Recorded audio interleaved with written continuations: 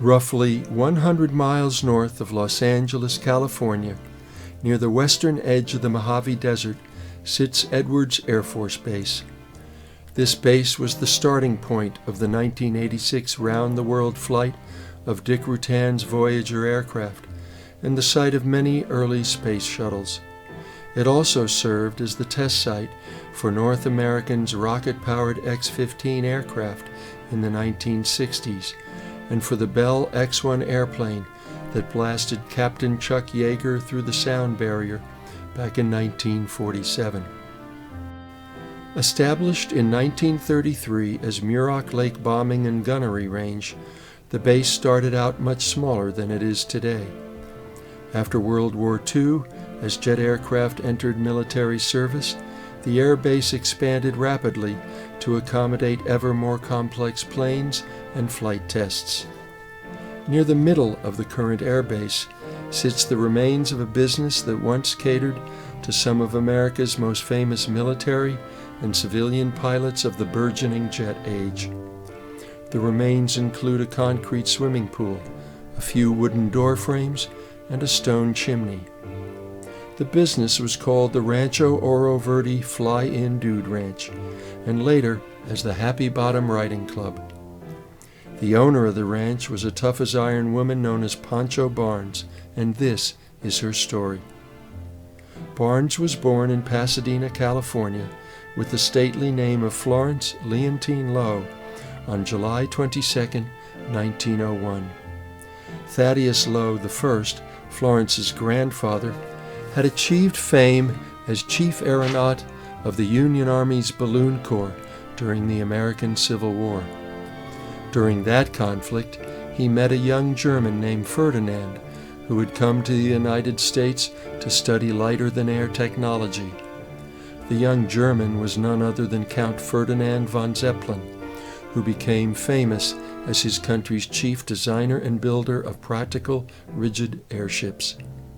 Long after the Civil War, in retirement, Lowe was a chief builder of the Mount Lowe Railway, north of Altadena, California. Florence grew up in her grandfather's 32-room mansion and attended the finest private schools in Southern California. Among them were the Bishop's School in La Jolla and the Westridge School in Pasadena, both of which still operate. In January 1910, Grandfather Lowe took Florence to an aviation meet at Dominguez Field near Los Angeles. This event was the first international air meet in the United States. Spectators enjoyed performances by aviation pioneers such as Louis Paulhan of France, Glenn Curtiss of Hammondsport, New York, and Charles Willard, Curtiss's first student and one of America's most experienced aviators. The star of the meet was Paulhan, who had brought to the United States 2 monoplanes made by his famed countryman and fellow aviator Louis Blériot, and 2 Farman Brothers biplanes, also from France. Paulhan set new altitude and endurance records. Curtiss posted the fastest airplane speed with a passenger on board and the fastest takeoff. Willard received credit for the most accurate takeoff and landing skills of the entire meet. Besides watching one thrilling airplane contest after another, Chief Aeronaut Lowe and his granddaughter could watch events involving hot air balloons and dirigibles. Florence's father encouraged her to learn outdoor activities such as riding, camping, and hunting. At least once during her youth, she went riding with a nearby neighbor named George. This young man went on to fame in World War II as America's greatest tank commander, General George S. Patton, Jr. Perhaps because of her mother's desire to mold her into a young society woman, Florence also learned how to rebel. Attempting to tame their daughter, Florence's parents married her off at age 18 to C. Rankin Barnes, the priest at St. James Episcopal Church on Monterey Road in South Pasadena. Barnes and his new wife soon had a son, but Florence tired of her sedate life and left her husband, which led to a divorce. In 1924, Florence's mother died, leaving her daughter a family fortune. 4 years later, Barnes became a crew member on a banana boat headed for Mexico. The boat turned out to be engaged in gun running, so Barnes and another sailor jumped ship and started roaming Mexico's dangerous interior. As she rode through the countryside on a donkey, so the story goes, her fellow travelers started calling her Pancho, thinking that was the name of Don Quixote's faithful servant Sancho Panza in the Miguel de Cervantes' famous novel. Unable to correct her companion's mistake, she grew very fond of the nickname and called herself Pancho for the rest of her life. After several months of travel, Barnes returned to the United States. Inspired by her cousin Dean, she soon learned to fly. To flaunt her new skill, irk her estranged husband, and shock her society friends, she took to buzzing the St. James Church during Sunday morning services. She bought a Travel Air biplane and started barnstorming ventures called Pancho Barnes Flying Mystery School. In February 1929, she entered her first air race, competing against 2 women flyers, Bobby Trout and Margaret Perry. At that time, Trout held the women's solo endurance record, and Perry was about to open an airport in Culver City, California. The woman who won the meet, however, was none other than Barnes herself. 6 months later, she entered the first ever Women's Air Derby, which involved flying from Santa Monica, California to Cleveland, Ohio. The list of flyers that started the race read like a who's who of women pilots in aviation's golden age. There was Ruth Nichols of New York, Blanche W. Noyes from Ohio, Phoebe Omley of Iowa and Minnesota, Taya Rasha from Germany, Louise Thaden of Arkansas, record setter Bobby Trout, and America's sweetheart of the air, Amelia Earhart. Thaden finished first, followed by Gladys O'Donnell of Long Beach, California, and then by Earhart. Although airplanes of the late 1920s surpassed planes of the early 1900s, flying could still be a very dangerous activity. During the race, for example, Opal Kunz pancaked her airplane in San Bernardino, California. Blanche Noyes had an in-flight fire, landed in the desert, and damaged her landing gear. Worst of all, Marvel Crossan crash-landed and died in Arizona's Gila River Valley. As for Barnes, she too suffered an accident.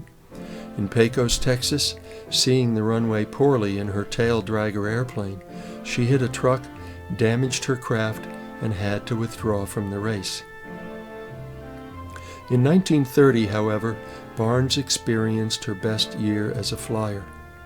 Early in the year, she became the first woman to fly into Mexico's interior from the U.S.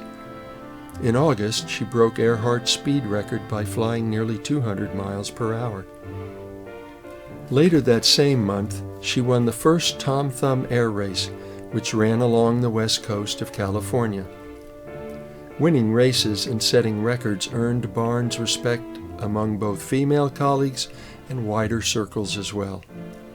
In 1932, for example, she received 2 trophies from California Governor James Rolfe Jr. to honor her for her aviation feats. Hollywood also came calling. Barnes became the first female stunt flyer in the movie industry, working for Howard Hughes on his movie Hell's Angels and for Howard Hawks on his film Dawn Patrol.